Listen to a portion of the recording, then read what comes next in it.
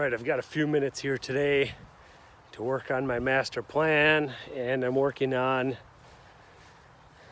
item 2, finish what I started. And some of what I started here is this. So this was bare ground this spring. It was a garden plot that we had in the past, decided to turn it back into turf.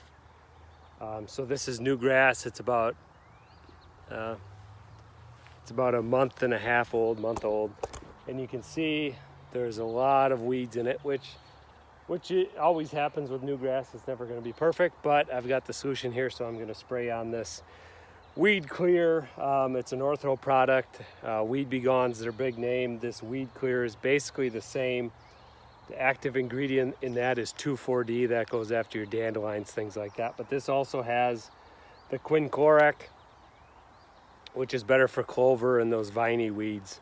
They need a little bit different product than that 2,4-D to get those. So normally I don't use this. I don't spray large areas with this because I don't like to put this much chemical on my lawn because of the kids and family and myself, my own health. But this is a different scenario because it is new grass. It's you kind of have to do it to get the weeds under control. Once you do this once or twice, then you can go back to spot spraying and only putting the chemical directly on the weeds as you walk around, minimize that. So anyway, this is pretty straightforward. Gonna hook it on the hose and give it a spray here.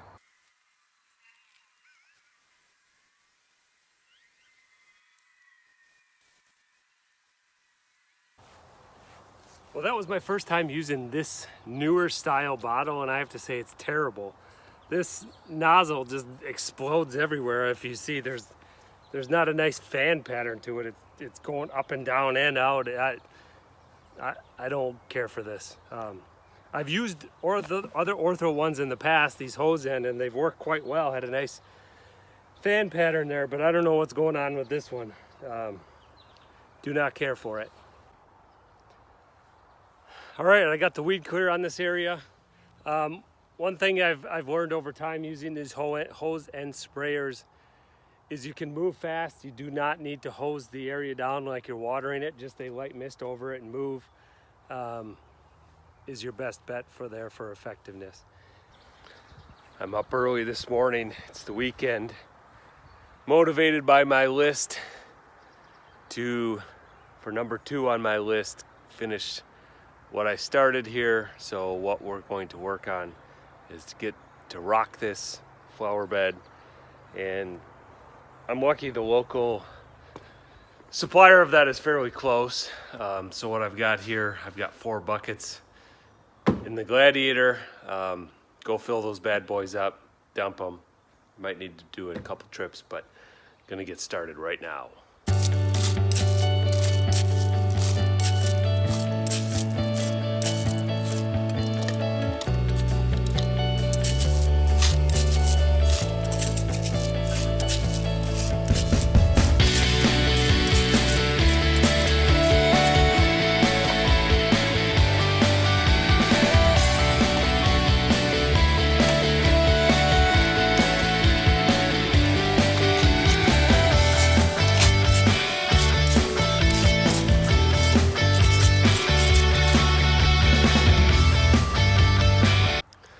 That's the nice thing about a Jeep truck. This thing will climb anything and without damaging it. It didn't slip once,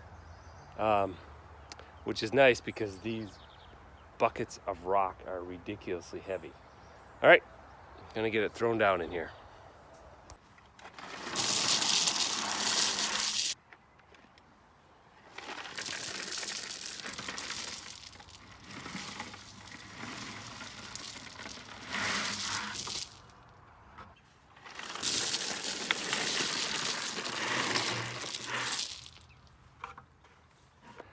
All right, so I filled up not quite half, I think, in the middle there. Anyway, time for round 2. That might be enough, but I might need a round 3. Let's get to it.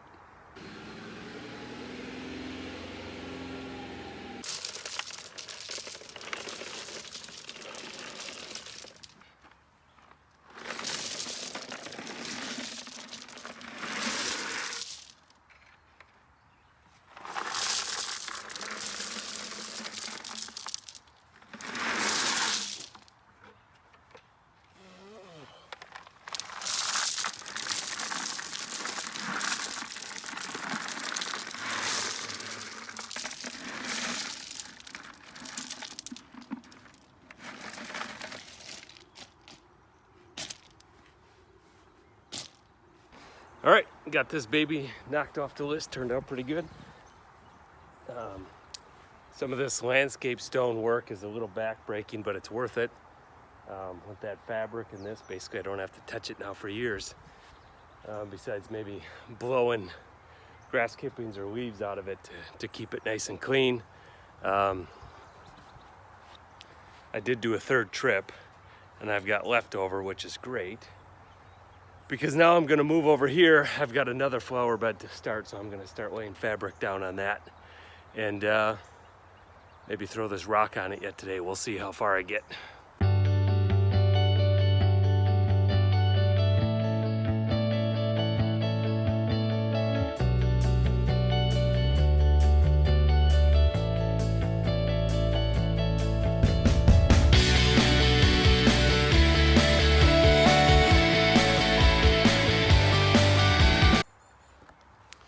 All right, got a good start on this one. Got my fabric down, cut, pinned down, and I got the leftover rock on there.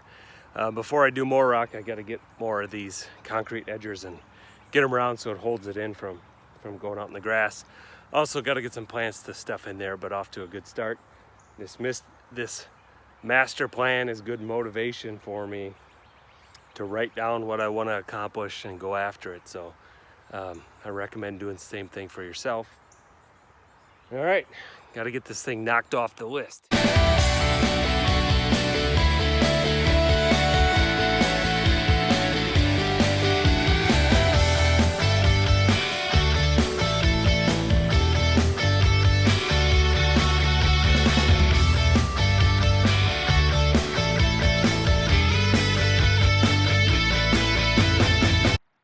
Just got done mowing for the night. Wanted to give you an update on the master plan. You can see the simplicity. Did a beautiful job.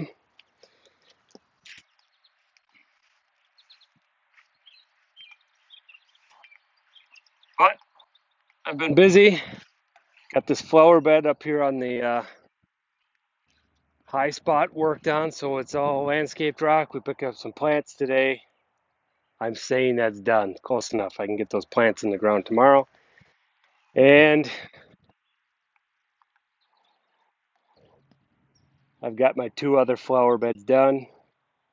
So that's an update on the list. We'll go take a look at the new grass from the garden project there and see if our weed killer did the trick. All right, take a look down here. That Weed Clear did the trick down there. There's a few bare spots yet. That grass needs to fill in. But you can see there the majority of the weeds have been absolutely taken care of, and even the crabgrass in there is starting to die off, which is tough to get with one application. That's all I've done. I really like that hose end type spray for a large area like this with a lot of weeds, which I had in this new grass. So now that that's taken care of, maybe I'll have to do it one more time. But then otherwise, I'll just go to spot spraying when weeds pop up. But that's a huge win for this year. Even though it's been real hot, I haven't watered this much after I got full germination, and it's doing fantastic. This is so the hose end spray is a lot easier and more effective than the granular. I found your standard weed and feed. Conditions have to be just right for that granular to stick to the weeds. So you got to do it early morning or right after a rain. Of course, then if it rains, it doesn't work. So you got to time it just perfect where you've got moisture, but then not going to get any that hose end stuff.